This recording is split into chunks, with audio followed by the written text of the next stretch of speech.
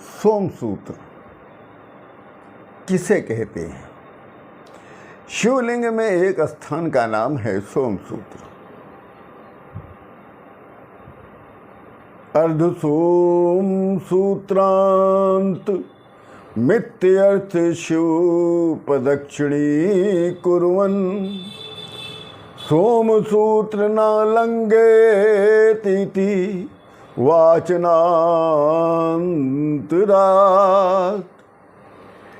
शिवलिंग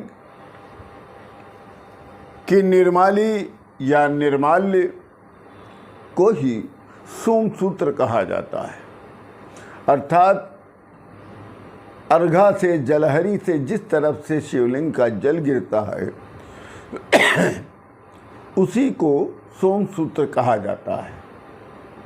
शंकर भगवान की प्रदक्षिणा में सोम सूत्र का उल्लंघन नहीं करना चाहिए, अन्यथा दोष लगता है। अर्घा जिधर से जल गिरता है निर्माल्य या सोम सूत्र, इसको लांघना वर्जित बताया गया है। सोम सूत्र भगवान को चढ़ाया गया जल जिस ओर गिरता है उसी स्थान को सोम सूत्र स्थान बताया जाता है। शिव जी परमात्मा आजन्मा, अप्रकट, निराकार, निर्गुण और निर्विकार है।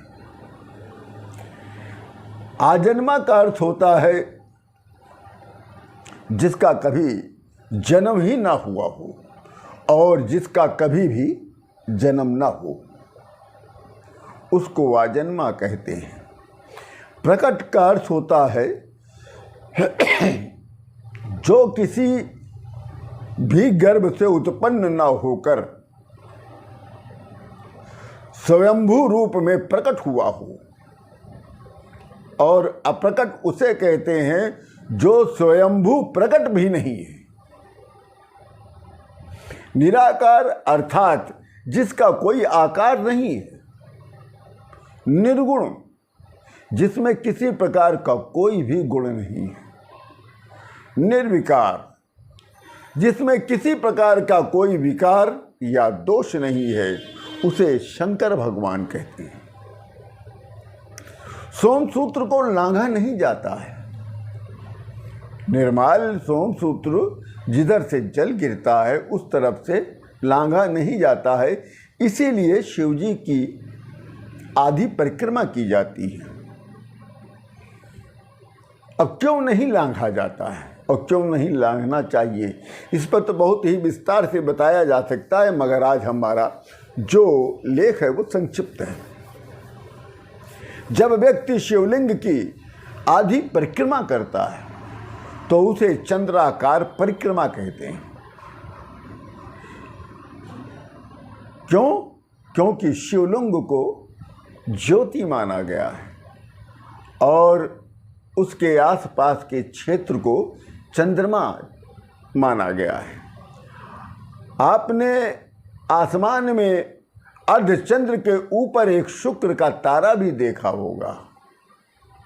चंद्रमा के जब चंद्रमा अर्धरूप में उदित होते हैं तो उसके ऊपर एक तारा रहता है, उसको शुक्र तारा कहते हैं।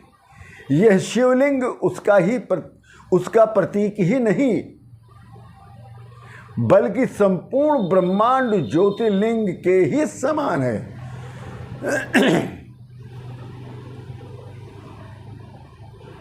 अर्ध सोम सूत्रांत मित्यर्थ शिव प्रदक्षिणी कुर्वन् सोम सूत्र न लंघेतीति वाचनांतरात्।